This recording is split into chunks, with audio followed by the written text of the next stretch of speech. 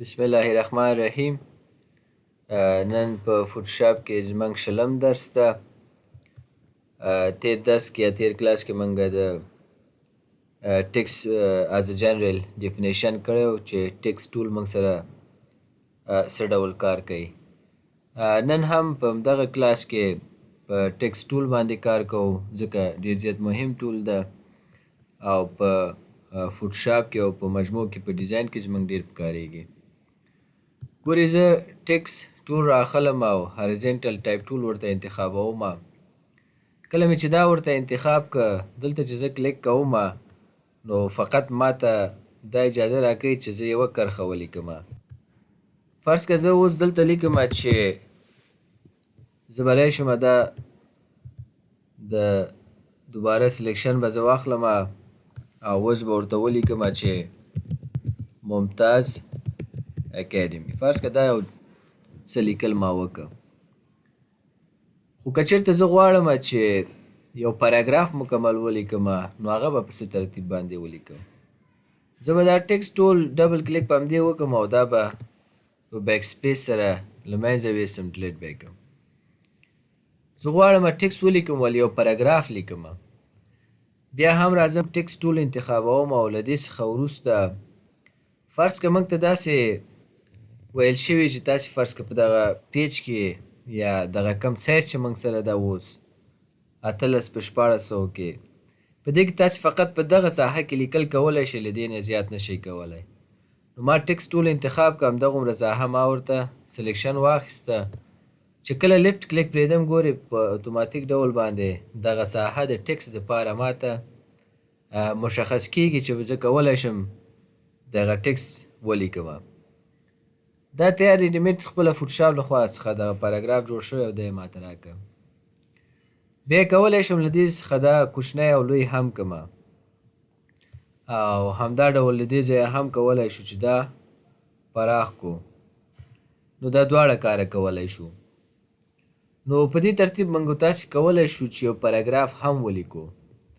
فرض که دا پاراګراف ما ولیکه او له دې وروسته غواړم چې زه دوم لایر انتخابوم، بیرته راځم ټي انتخابوم چې دا کوم پاراګراف ما لیکلی تر څو زه اوس وکولی شم دې کې تغییرات راولم.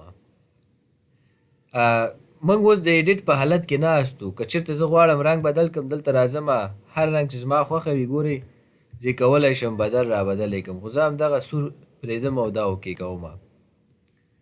اوس موضوع دا ده چې د دغې پاراګراف مربوط موږ سره یو جلا پینل ده او همدا ډول د کرکټر مربوط موږ سره یو جلا پینل ده.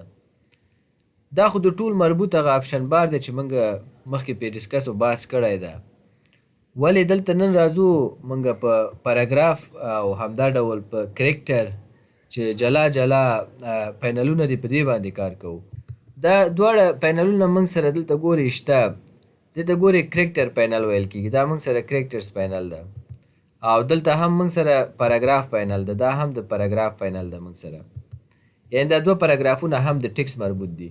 که چېرته تاسې سره دا پاراګرافونه پینلونه دلته نه وو نو تاسې راشئ وینډو ته او د وینډو څخه وروسته دا پاراګراف ورته آن کړئ، نو بیا وروسته تاسې سره دا اضافه کېږي. ګورئ پاراګراف ما سره راغی، خو کله که پاراګراف پینل موږ اوپن کوو کرکټر پینل هم ورسره په بل ټایپ کې وي. ګورئ دا کرکټر ده او دا پاراګراف ده. که دلته کرکټر ته راشم نو بیا هم دلته هم دواړه شته، یعنې تقریبا مشکل نشته، که یو هم تاسې سره و نو دواړه ټایپونه په دې کې موجود دي.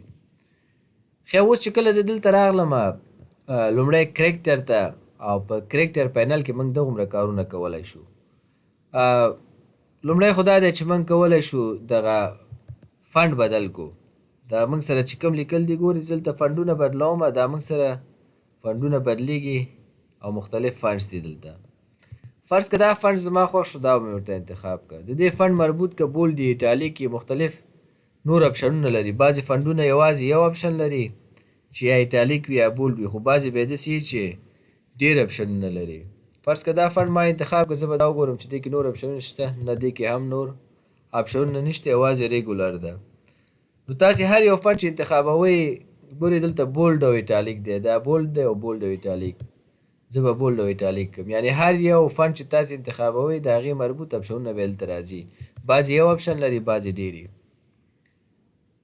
بل موږ سره سایز ده د دغې لیکنې سایز. دا سایز په کوم اندازه ستاسې په کار دی؟ زه فرض کړه 2 انتخابوم. ګورې دا سایز ما سره زیات شو. بېرته راځمه دا سایز لږ کوچنی کوم 48 ته ټیټوم یې. دوم کار دلته موږ سره په دې ځای کې څه کېږي؟ ګورې دلته 2 دانې ای ورکړي. دا د دغه جملو ترمنځ چې دی، د دغه جملو لومړی، دوم، دریم، د دې ترمنځ سپیسینګ زیاتوي او کموي. که زه چېرته ورته سپیسینګ 6 انتخاب کړم، ګورې سپیسینګ یې بیخي د لاینونو ترمنځ کمیږي. ګورې مکمل خراب شو، ټکسټ بیخي پاراګراف اوس ښکاري نه. که زه 12 پکسله ورته انتخاب کړم، ګورې لږ غوندې پراخ شو. خو که چېرته زه راشم او بیخي دا ورته 48 پکسله سپیسینګ د لاینونو ترمنځ انتخاب کړم، ګورې دا په دې اندازه شو. او همدا ډول که 2 ورته انتخاب کړم، دا نو بیخي په دې اندازه شو.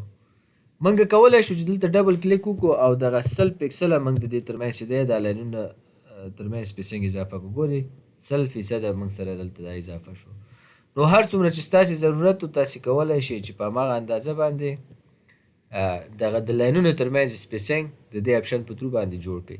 بل موږ سره ګورې دلته د کرکټر ترمنځ سپیسینګ دی. یو د لاین ترمنځ سپیسینګ د دې لاین او د دې لاین او د دې لاین، د لاینونو ترمنځ باید څومره سپیس موجود وي. خو دا به د کرکټرز سپیس موږ ته مشخص کوي. کرکټرز لکه ال دی، او دی، آر ای ام دی، صحیح ده. د دې لکه په دې شکل کرکټر حروفو په اساس زه فرض کړه دا 100 اندازه غواړم چې ګورې د 100 په اندازه باندې ال او آر ای ام، ګورې د دې ترمنځ فاصله څومره زیات شو. که چېرته زه راشم 200 ورته انتخاب کړم، د 200 پکسلو په اندازه د کرکټر ترمنځ ګورې بیخي فاصله زیات شو. نو تاسې کولی شئ چې دا صفر حالت کې وساتئ. نو دا هم موږ سره د کرکټرز ترمنځ سپیس اچولو اپشن ده. دلته چې تاسې ګورئ ورټیکل سکیل، دغه هر یو کرکټر چې دی موږ سره هیډ او ویټ لري. که تاسې دا هیډ او ویټ اضافه کول غواړئ، فرض که 100% ده، زه دا 200% انتخابوم. ګورئ دغه کرکټر چې دي، دغه حروف پلنوالی او پیړوالی دواړه زیات شو. که چېرته ته ورته دا کمی، زه ورته 50 انتخابوم، ګورئ اوس به کوچني کېږي، بیخي کوچني شله. خو زه ورته وایم نه یاره هغه 100 دي باید واوسېږي. نو دا هم د کرکټرز ترمنځ د هیډ او ویټ سکیل ټاکل دي.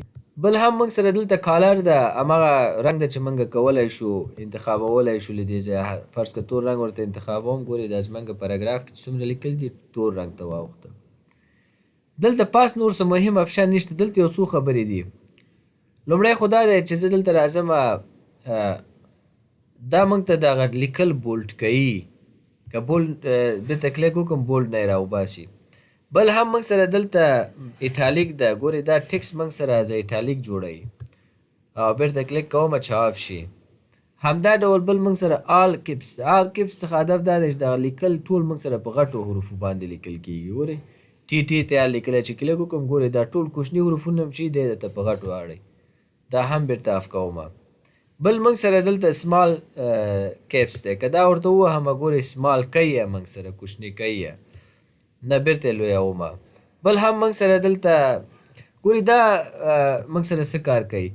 زه دغه یو توره انتخابومه، دا ال، او بیا دا ورته انتخابومه. ګورئ دا ال موږ سره پاس لاړه.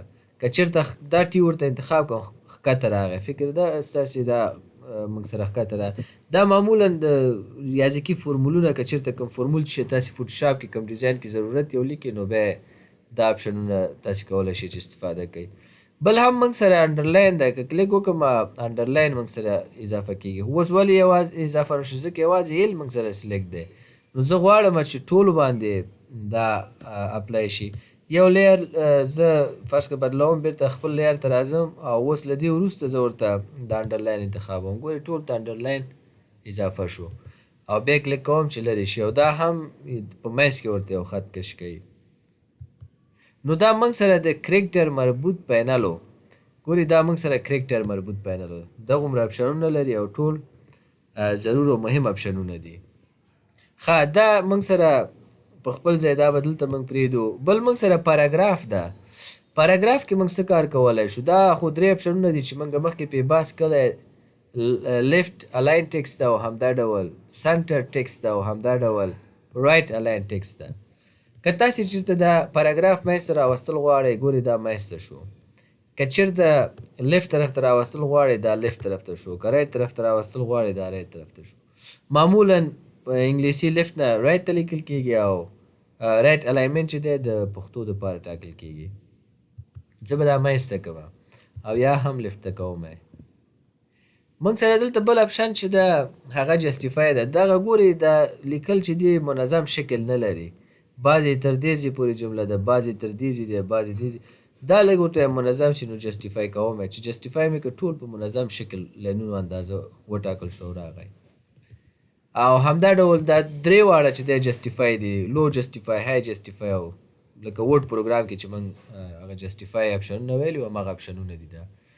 نو دا موږ سره ګورئ ټول په منظم شکل باندې راغی. بل هم موږ سره ګورئ دلته انډنټ مسله ده. د انډنټ دپاره به زه موف ټول راواخلم او دا زما لیکل چې دي دا لیکل دغه ساحې ته راوړم. صحیح ده، دې ساحې ته.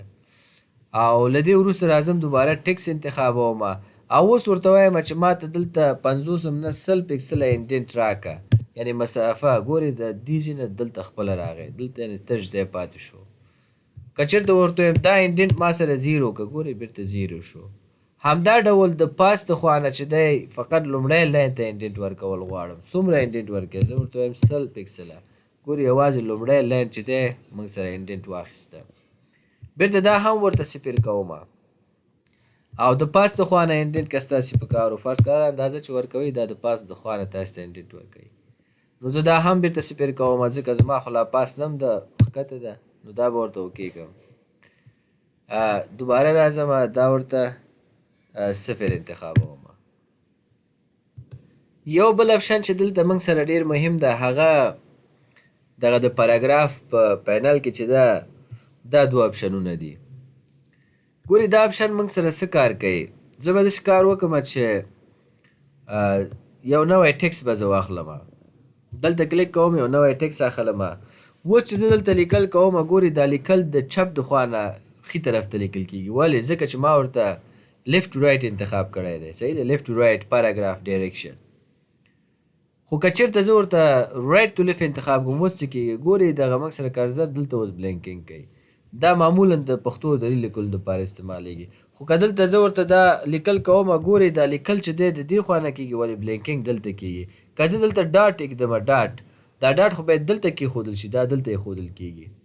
زیاتره وخت دا چې اوس که بېرته زه لیفت رایټ انګلیسي ته یې واړم دا ډاټ بېرته دې پلوه واوړي. اوس که لیکل هم کوم هم دې خوا نه لیکل کېږي. نو دا هم د انګلیسي او پښتو او درې د لیکلو هغه اپشن چې زیاتره وخت فوټوشاپ کې تاسې لیکل کوئ دغسې ستونزې سره مخ کېږي. نو تاسې باید دلته راشئ دا اپشنونه تاسې تغییر کړئ. ځینې وخت دا اپشنونه دلته بیخي پاراګراف پینل کې نه وي، بیا تاسې به دلته راشئ او دلته به تاسې میډل ایسټرن فیچرز ورته آن کړئ. چې کله مو دا آن کړئ دا پینلونه به تاسې ته دلته اضافه کېږي. دا چې زموږ درس اوږد نه شي یو بل موضوع باندې کوچنی موضوع ده چې هغه هم د همدغه ټکس مربوط ده، په هغې هم بحث کوو. ګورئ زه دلته ممتاز لیکمه، صحیح دی، ممتاز فرض که اکاډمي به ورته ولیکو. اوس چې دغه لیکل ما وکړه نو زه راځم ممتاز اکاډمي ټکس دلته له یارې انتخابوم. له دې وروسته زه دلته دا ټي چې تاسې ګورئ دلته راځم. دلته موږ سره دا وینډو راکوي د رپ ټکس په نوم باندې. که زه ورته ارک انتخاب کړم ګورئ دا زموږ ټکس داسې په دې شکل باندې راځي، یعنې سټایلونه دي د ټکس. که ورته دا انتخاب کړم دا په دغه ډول باندې ده. که زه ارک ورته انتخاب کړم او ورټیکل انتخاب کړم دا په دې شکل باندې ده. که هاریزنټل انتخاب کړم دا دغسې یو سټایل ده.